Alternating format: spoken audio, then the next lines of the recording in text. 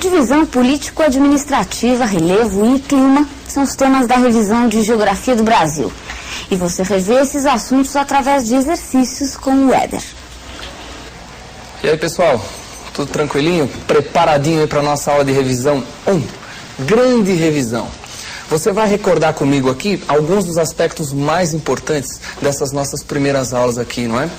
E fique muito atento. Por quê?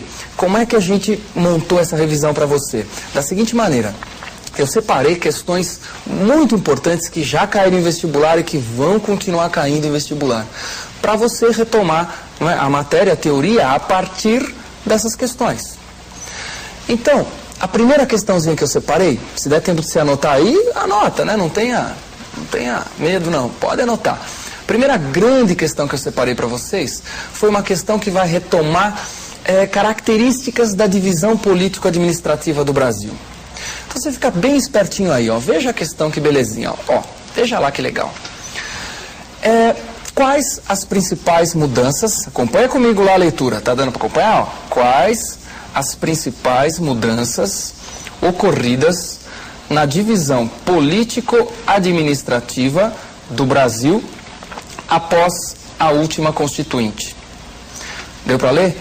Quais as principais mudanças ocorridas na divisão político-administrativa do Brasil após a última Constituinte? Bom, você tem que lembrar quando é que foi a última Constituinte. Foi em 88, não faz muito tempo, faz bem pouco tempo. Acabou de acontecer. Tá, e o que a última Constituinte mudou? Várias coisas, e para você recordar, nada como um lindo mapinha. Um mapinha que você vai acompanhar comigo, mas com muita atenção, é um mapa muito detalhadinho. Olha lá, veja bem. Divisão regional de 69. Você fala, mas ele perguntou agora da última Constituinte, não foi 88? Foi. É que em 69 houve uma mudança na divisão político-administrativa do Brasil que durou até 88. Então como é que era? Começou em 69 e durou até 88. Como é que era então até 88? Veja bem, ó. Existiam 4 territórios no Brasil. Esse aqui que eu estou mostrando para você, que era o Amapá, Roraima e Rondônia. Então, de novo, a Rondônia, Roraima, Amapá. E o território de Fernando de Noronha. Olha, todas essas legendas que você está vendo em volta do mapinha, tudo que tiver sigla é estado. Não é? E o que tiver escrito o nome é território. Então veja lá, Amapá território, Roraima território, Rondônia território e Fernando de Noronha território. Fernando de Noronha é um arquipélago que fica aqui no Atlântico. Observou? Todas as outras siglas então já correspondiam a estados na época. E veja uma coisa importante, preste atenção. Olha a região norte, quem compõe a região norte? O estado do Pará, que é esse aqui que eu estou te mostrando, o território do Amapá, o território de Roraima, o estado do Amazonas, o estado do Acre e o território de Rondônia. Isso é o que compunha a região norte. E observa que aqui, ó, o norte de Goiás, que pertencia até 88 à região centro-oeste, vai mudar. Acompanha comigo a mudança, ó. Percebeu? O norte de Goiás ficou verdinho também. Passou a integrar então a região norte. Virou o estado de Tocantins. Observa que os nomes dos territórios desapareceram, os nomes que você vinha aqui, ó, que você via aí. Consequentemente, Rondônia virou estado, Roraima também, e Amapá também, e Fernando de Noronha também. Na realidade, Fernando de Noronha não virou um estado, virou, na realidade, uma espécie de um município, uma área controlada pelo estado de Pernambuco, que fica mais ou menos por aqui, onde a setinha está mostrando. Então veja lá, o que é que mudou? Não tem mais território no Brasil, virou tudo estado, e o novo estado de Tocantins, criado no norte de Goiás, passou a integrar a região norte. Acompanhou comigo direitinho? Foram essas as grandes mudanças. Então o perguntado foi isso, era isso que você tinha que escrever. A pergunta poderia ir além, poderia ser mais completa um pouquinho. Por exemplo, poderia questionar de você, cobrar de você, alguma consequência dessa mudança. Uma das consequências, entre as várias, é que o estado, a região norte, pela integração do estado de Tocantins, superou a população da região centro-oeste. Até então o centro-oeste tinha um pouquinho mais do que o norte. Como saiu o Tocantins, o norte passou a ter um pouquinho mais do que o centro-oeste. Essa é uma das consequências. Acompanhou direitinho comigo? Muito bom. Outra pergunta importante que caiu em prova e pode voltar a cair. Portanto, fique muito atento e você vai acompanhar junto comigo. Dê uma olhadinha na questão, olha comigo, veja que bonitinho. Ó. Explique sucintamente, isso significa brevemente, curto e grosso, é isso, não é? Explique sucintamente como a posição geográfica e o relevo interferem nos climas brasileiros. Então, lê de novo, ó. Explique sucintamente como a posição geográfica e o relevo interferem nos climas brasileiros. Ora, como é que é isso aí? Quer dizer, o clima tem uma série de características e boa parte dessas características dependem exatamente disso que está sendo perguntado. Relevo, importantíssimo, e posição geográfica. Bom, vamos responder. E para responder, você vai também ter o auxílio de uns mapinhas que vão ajudar você a lembrar a discussão aqui da resolução da questão. Então, olha comigo esse primeiro mapinha. Posição geográfica do Brasil. Primeira coisa que ele queria que você discutisse. Então, note a linha do Equador cortando o Brasil aqui na região norte e o Trópico de Capricórnio cortando o Brasil aqui. Esse mapa também está mostrando para você os pontos extremos do Brasil.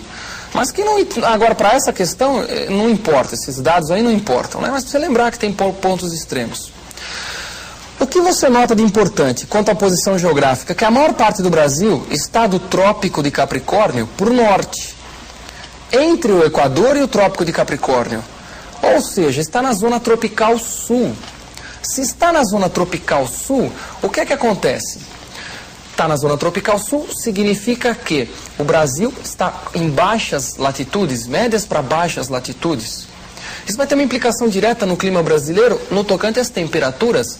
Olha que bonitinha a figurinha, veja lá, ó, variação das isotermas no Brasil. Esse monte de risco que você está vendo aí, ó, vou exemplificar com esse daqui. Ó. Significa que ao longo dessa linha, todos os pontos que compõem a linha têm 24 graus de temperatura média anual. Então, olha bem o que você percebe, ó, que as temperaturas médias vão diminuindo de valor, ó, 24, 26, 24, do norte do Brasil, da linha do Equador ao Equador, passava mais ou menos por aqui, ó, lembrou? Então, as temperaturas médias estão diminuindo do norte para o sul, ó.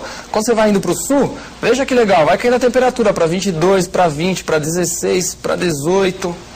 Deu para enxergar? Que legal? Agora, um detalhe. Quer dizer, está aumentando então a temperatura para o sul, ou melhor, diminuindo a temperatura média, porque a latitude está aumentando para o sul. E as temperaturas, no geral, são muito altas na maior parte do Brasil, aqui, ó, porque está em baixas latitudes.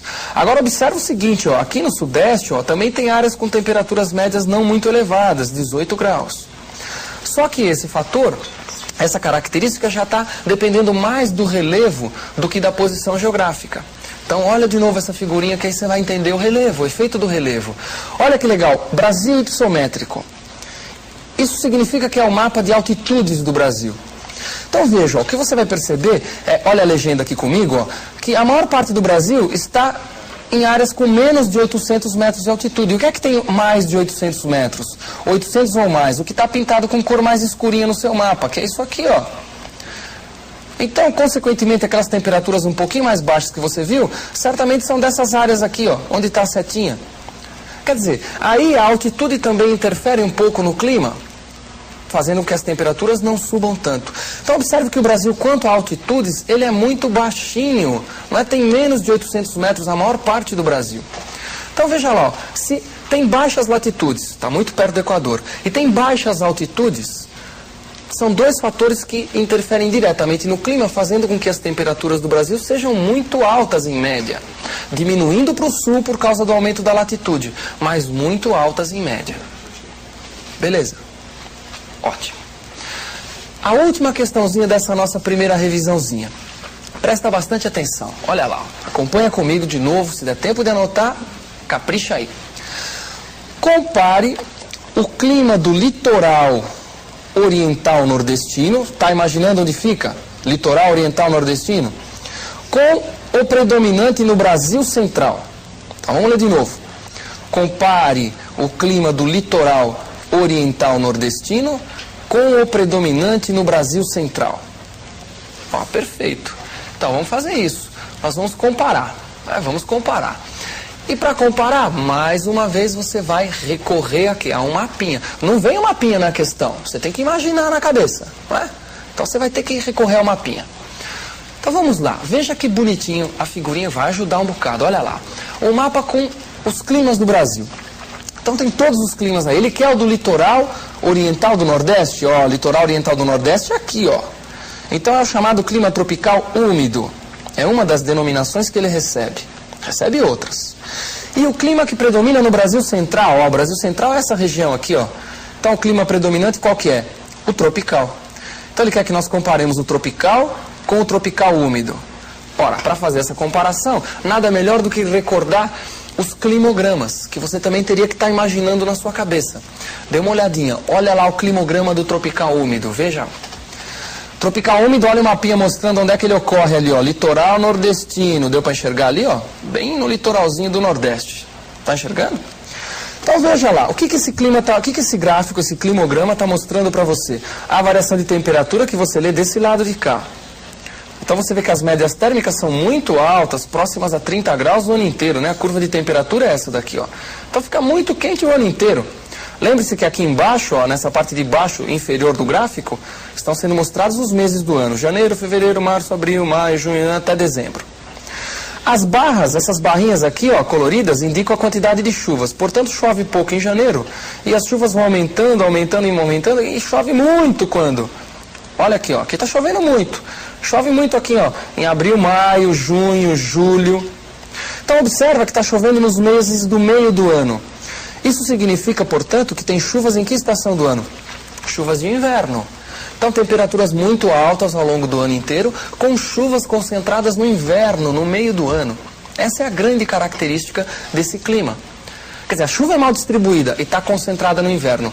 Por outro lado, aquele que predomina no Brasil Central, que é o clima tropical, dê uma olhadinha no gráfico dele, olha lá. Então está aqui a área de predomínio do clima, no seu mapinha.